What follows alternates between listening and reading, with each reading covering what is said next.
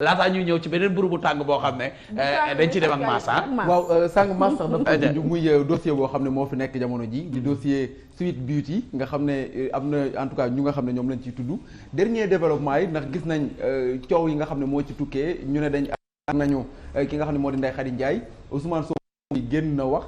jàngatam lañ soxla woon ci dernier développement yi nga xam ne moo si am 1 an après parce que mbir mi fi mu nekk nii am na at. mën nga wax. waaw ci yow la mbir yi am at fi mu nekk nii gis nañ dernier développement yi nga xam ne moo ci nekk parce que ba léegi dossier bi amagul procès bu nga xam ne teg nañ ko ci ngir même ñu xam ñaar nit ñi nga xam ne ñoo ci faatu kan mooy responsable bi mais aussi ñenn ñi ngi réclamer même un procès ci ñi nga xam ne même ñoo ko seq ndax dégg nañ Adji Sarr wax dégg Ousmane Sonko wax sa jàngat ci développement boobu li nga xam ne moom la mujjee. ñun en tant que jullit yàlla may nañu gémmiñ yu ñu waxee waaye du ñu neex wax yàlla daf ñoo tere waxe xini mini ñu ne xawlu zuur ñoo xam dañuy bàyyi xawlu zuur mooy wax joo xam ne xini mini la jiiñante nag bu amee tam dem ci àttekat ba yow bul àtte àttekat Sénégal dañuy àtte ba àttekat bi juge bi sax dañ koy juge nañ bàyyi foofu mu jaar fi mu war a jaar rek bu boobaa nag bu juge bi àtte ñu xam boobu loolu nuñ ko gisee waaye fi ne am na ak amul loolu xini mini la buñ tooñ kenn buñ sosal kenn buñ yokkal kenn buñ wàññil kenn man noonu laa ko gisee mais vraiment gisuma jullit boo xam ne da ngay war ba ngoon nga ne yaa ngi yàq sa koor pour yàq deru nit wala miimal ko def ndeyam am na ko def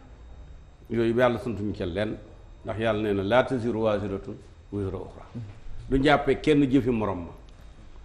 man de noonu laa ko gisee. mais li nga xam ne moom lañ gis démb rek déjà gis nañ ay audio yoo xam ne moo ngi fuité ñenn ñi sax naan procès bi fi mu nekk nii ñu ngi koy defee ci mbedd mi est-ce que loolu moo waroon.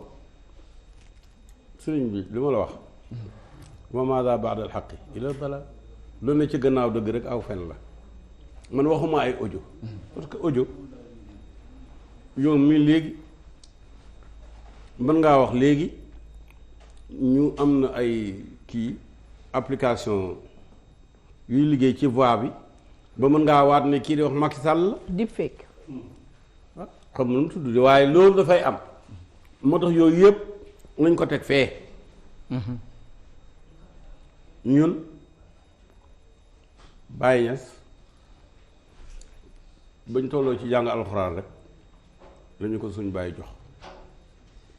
mu jàngal ñu yar ñu jàngaluñu loolu jàngaluñu. kilifa di yëkkati baatam di ko ñambaas ci waxi pénc waxi mbedd déedéet ñun duñu wax ci waxi mbedd loolu waxi mbedd la. mais est-ce que waxu te day yàq koor yi. est-ce que waxu mbedd la 14 personnes ñoo ci ñàkk seen bakkan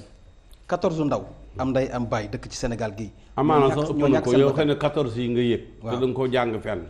waaye amaana ëpp na ko. waaw mais yëf yi nekkul ci benn bi ak fukki yi ak ñaar fukki yi. tuuma ku deful dara ci jamono yonent bi tàmbali woon ñu tuumal soxnaam Aïcha boobu sax mooy bi siiw mais tuumaal nañ beneen soxnaam wax ne mooy yaayu doom ji tudd Ibrahima muy Maariyatul Xibtiya bañ ko waxee am koo xam ne moom lañu wax ne na dem rey càmmiñ ji maanaam càmmiñ la cousin am la ñu boole ñu ay moomeef ñu may leen yonent bi moom comme ñoom kii la wax bi ñu doon wax xibt mooy làkku égyptien bu yàgg moom la ñuy wax déggoo ñu waa dëkk bi ñuy wétli wante ba amee ku ñëw fekk mu toog mu ñëw jël ko daldi ko gësam puus ko ne ko nangam doomi kii ji nangam jabaru yonent bi waaye daal boolu ca wax daf koo def li gaa yi wax upaajam ne ko affaire bi dañ koo dagg ba muy xale jotuta ak si màkk bagage ba maanaam bagage su góor neewu fa mu ne ko mënuñu ko woon a wax donc loolu yàgg na fi loo xam ne wàcc yonent bi ay soxnaam loolu yàgg na fi yonent yàlla Moussa as ndaw taxaw na ne ko dafa ëmb moom la yooyu waxi mbedd la man de waxuma ne bu ko kenn wax waaye sañ naa ne man du ma ci wax. d'accord alors man est-ce que relation bëggoon naa xam. ndax am nga relation ak Ousmane Sonko. waaw. lan mooy seen relation. mooy relation ak nit ñi rek moom day am na sax sama doom yoo xam ne ay mbokkam lañu ndax am na sama doom yoo xam ne Salif Sadio mii mooy seen maam moo kumbe Sadio mi jur ki jur seen yaay ñoo bokk ndey ak baay xam nga kon man booba am nañu ay bokk yu bari wàllu rawaan ngom ak leneen moom ci boppam wax na ñëpp di ko dégg mais dafa defoon dossier boo xam ne du ci suivre samay mbind ak samay wax te boobu nit ñi xamaguñ ko ñu bokkoon ko ci ay référence am gannaaw gi it mu ne suma parti mooy NM parti aîné ci parti yi indi patriote kenn njëkkuma koo def fii Sénégal ko loolu rek déjà doy na pour dajale ay nit ñëw na sama kër nga jaakaar loolu ñëw na fa ñëwati fa mais Françoise Hélène Gueye dafa génn wax ni Ousmane Sonko dafa ñëw sa kër pour wax ci dossier nee naa la loolu wax naa ne du dëgg du dëgg man li may wax Ousmane Sonko alali réew mi lay doon waaye Ousmane Sonko mosuñoo wax ba tudd turu benn jigéen mbirum suite ba tey waxu ci dara waxuñu benn jigéen waxu benn jigéen lañu wax mooy xam nga mag mu toll ni Ousmane Sonko ay fan réew mi yëpp jaxasoo ngir ne dana ujji wala du ujji ñu teg ci quelques jours mu ñëw sama kër ànd ak mbooloo mu bari ñu jógee ci ay fan après mu ñëw moom kenn ba cëgu ndara kam 13h tapante kenn mu ñëw dugg ñu dugg sama biir kër am na fa koñ boo xam ne Casamance lañ ko tuddee mu ñëw ñu toog foofa Casamance wax loolu waaw bu ko Hélène bëggee nettali te fekkewu ko keneen ku dul moom fekkewu ko te man ma weddi ko ne waxuñ loola xanaa kon Ousmane Sonko ci des mais dafa am lu bees ci sa digganteeg bon je veux dire ci mbirum Ousmane Sonko dafa am koo xam ne daf la jege bu baax a baax mun naa wax rakk la ci yow mooy Baye Mbaye MC Niass dañ ko tudd ci coole waaye mun naa ne wax jamono ji sax indi na ay révélation yoo xam ne moom moo ko jëlee teg ko ci place publique dafa nekk sa rakk di doomu Baye Niass direct est-ce que ba coow li daal di juddoo bu ñu tudd ko ci moom mun na jokkoo naa Adji Sarr ci téléphone est-ce que yéen ñaar waxtaan ngeen ci parce que instant ñu ngi koy tudd fu nekk te doomu kilifa la tasiru wisra uxra ça veut dire dama ne nul ne peut se prévaloir de sa propre turpitude loolu mooy expression bi en France nul ne peut se prévaloir de sa propre turpitude loolu dégg nga loolu rek la mooy waxi jàmbur du wax waaw loolu la olof wax ne wax sa waxi jàmbur du wax d'accord man sama wax laa wax man loolu dégguma ci dara waxuma ci kenn d'accord alors man sama question ba Pape Matar tey dañoo yeewu ñëpp daal di gis ay audio bon mun naa ndax supposé voix Mamour Diallo la mënuma ko wax avec certitude parce que léegi comme on l'a dit tantôt ak deepfake yeeg yeneen yi mën nañu wax ne dañ ko changer et tout est-ce que si c'est avéré que moom moo doon waxtaan ak Adji Sarr ñu enregistré ko à son insu est-ce que xalaat nga ne dina am impact suite dossier Adji Sarr ak Sonko mais bien sûr bu amee benn lien boo xamante ni dafay am si seen diggante rek dafay wane quelque part que complot bi nga xamante ni Ousmane Sonko waxoon na ko dès le départ da koy gën a jox li nga xamante ni mooy légitimité maintenant effectivement kenn mënu authentifier li nga xamante ni moom mooy audio yooyu à moins que ñi nga xamante ni ñoom ñoo ko partagé donc mënuñu sukkandiku mais mbir wi dafa am loo xamante ni yaakaar naa ni ñu ngi si dernier virage bi Ousmane Sonko sortie bu mujjee def yaakaar naa ni war nañ si mën a basé wu pour quand même bàyyi justice def liggéeyam parce que moom bu ñëwee tey dinañ ko woo dina dem wuyu ji et am na suffisamment d'éléments yoo xamante ne bu ko tegee ci table juge bi dossier bi soit dañ koy yemale foofu loolu rek war na mën a tax ba wax ji voilà wax ji war nañ ko mën a bàyyi tuuti bàyyi yenn mbir yi ñu dem ci li nga xamante ni moom mooy lu gën a lu ëpp njëriñ mbir en tout cas lu ëpp njëriñ ci dëkk bi parce que aussi gis nga mënuñu toog chaque jour nit taxaw fee ni dama def ay révélation tey lu gën a yomb mooy tuumaal ay nit di wax du n'importe quoi li mu wax ci Hélène xëy suba toog ni fekk naa loo xamante ni fekk woo ko di wax du n'importe quoi et puis ak assurance bi ci demee sax man damay tiit da ngay gis da ngay naan que waa Sénégal daal léegi dafa yàqu nit day toog këram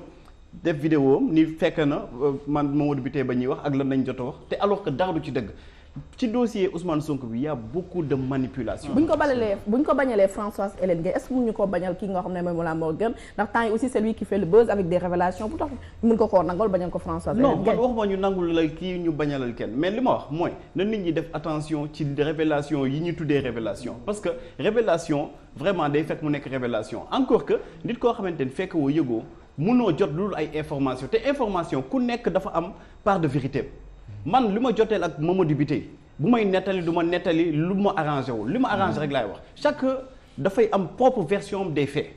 donc am na yu bëri yoo xamante ne na si nit ñi def attention te nañu sukkandiku ñi nga xamante ne ñooy partisan Ousmane Sonko nañu sukkandiku ci dernier communiqué bi nga xamante ne Ousmane Sonko def na ko nee na moom am na suffisamment d'éléments yoo xamante ne bu ko mettre sur la table bu demee devant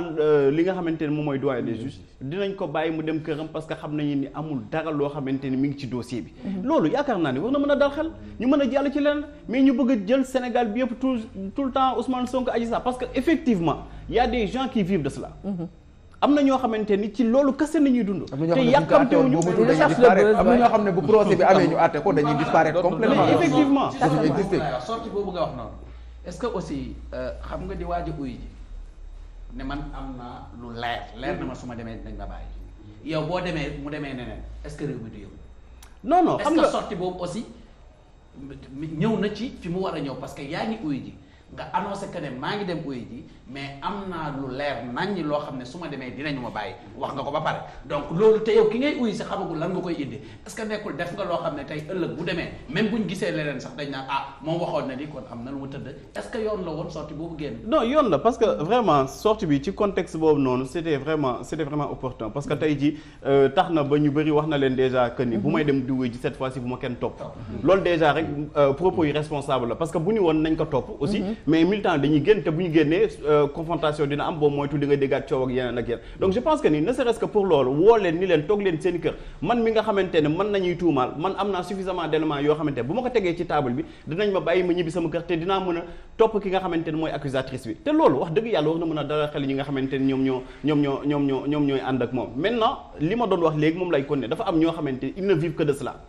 et malheureusement dafa am à côté ay passionnés yoo xamante ni nekkatuñu ak seen sago tey jii man bu ma bëggee siiw tey damay jël sama téléphone taxaw ni damay def ay révélation ni Ousmane Sonko ni Adji Sarr wax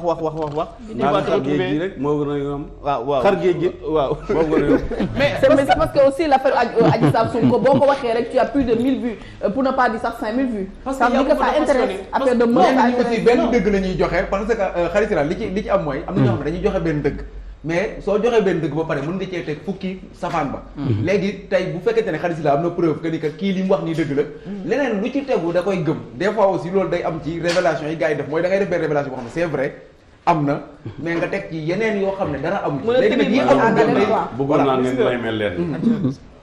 kër gii tey éthique moo ko taxaw suñ la mi sama rak bokk ndey fay ma jàngal ko yar ko mu njëkk a jëlee soxna sama kër dafay bañ wax joo xam ne dafay jalgati yoon toog nañu fii mu génnoon benn information à la une ci dëkk bu mu wax ne armée mauritanienne dañ ko bombardé journal bi pare na bañ di ko yóbbu jaayi ko mu gis ne dañoo juum ci turu dëkk bi mais dafa retirer journal bi dindi loolu imprimer beneen journal boo xam ne baatu dëkk boobu new ca pour bañ rek wax lu dul dëgg di dend ak moom ne mënoon naa def rek excuse nangam loolu nag ñu ngi ko koy gën a bañal ba tey damaa bëgg li ñuy wax ñu bañ cee tooñ kenn sañu ñoo wax ci loo xam ne attekat bi moo ko war a atte moom rek la yoon may fi ne mu atte ko bu ko attee ba pare on avisera. D'accord. dossier bi daal gaal dem na géej falaa ko tënk de gaal dem na géej. gaal dem na géej. waaw non li may daanelee rek mooy nag nit ñi gën a def peu de prudence parce que aussi am na ñu bëri dañ leen di manipuler parce que dañu xam li ñu bëgg am na ñoo xamante ne dañu bëgg tellement Ousmane Sonko ba tey ji boo bëggee am ay vues comme ni nga wax bëgg sa chaîne YouTube ñu lay fay nga monétiser ko il faut nga commencer toog di wax du n'importe quoi quitte à ce que sax ngay tudd ay turu jàmbur di leen waxal parce que da nga bëgg def buzz comme les gens le disent donc il faut que nit ñi ñu def attention par rapport ak li ñuy tuddee ay révélations xam ni tey Ousmane Sonko am na ñi nga xamante ne ay conseillers ay avocats te suffisamment d'éléments yoo xamante ni peut-être bu demee ci laykat bi dina ko fa teg ba peut-être dinañu seetal li nga xamante ni mooy tuuma yi ñuy teg ci kawam loolu yaakaar naa ni moom moo war a doon tey démarche bi nga xamante ni moom la média yi war a jël mais ñu bañ a def relais wu ay nit wax na diw wax na wala diw wax na diw boobu du journaliste xamul la mooy liggéey journaliste te du ko def ci en tout cas anam yi ko journaliste di defee triangulation yu yëpp du ko def donc am na yu bëri yoo xamante ni nañ si def attention bu baax a baax ñu bëri ñu ngi manipuler ay sénégalais parce que tout simplement xam nañu ni dossier bi dafa passionnel koo laal Sonko rek da ngay am buzz donc da ngay toog sa kër di wax lu la neex di créer di wax loo xamante ni mel ni yow da nga nekkoon ak Sonko ci jamono ju nga xamante dafa nekkoon ak soxna soosu wala dafa nekkoon di def yenn donc je pense que ni vraiment nañu moytu manipulation bi comme ni ko Sonko waxee mënoon na am beneen démarche te bu ko amoon peut-être di nga gis leneen ci dëkk bi mais amu ko il a eu cette démarche responsable à saluer te dama koy saluer te loolu wax dëgg yàlla nañ si bàyyi xel ñu dem si procès bi bu ñu demee maanaam procès bu ñu demee ci doyen des juges mais doyen dina apprécier moom dañuy ni présenter ko ay faits moom mu lire le droit bu defee lan na lu wuteeg loolu mais sénégalais dinañ taxaw dinañ ko ni kan monsieur le doyen des juges d'accord magistrat nga mais la justice est rendue au nom du peuple sénégalais te peuple sénégalais bi gis na ni da nga def ay violations flagrantes ci règle de droit yi donc dinañ ko rappeler li nga xamante ni moom mooy mission ak carolo alors moom Pape sax Sané il faut dossier que mu laaj le réquisitoire du procureur le parquet est toujours présent devant le juge d'instruction ba mu dirigé pare day yéegal ñooñu def seen réquisitoire wàcce ci kaw loolu lay basé pour bu amee lu muy wax mu wax d'accord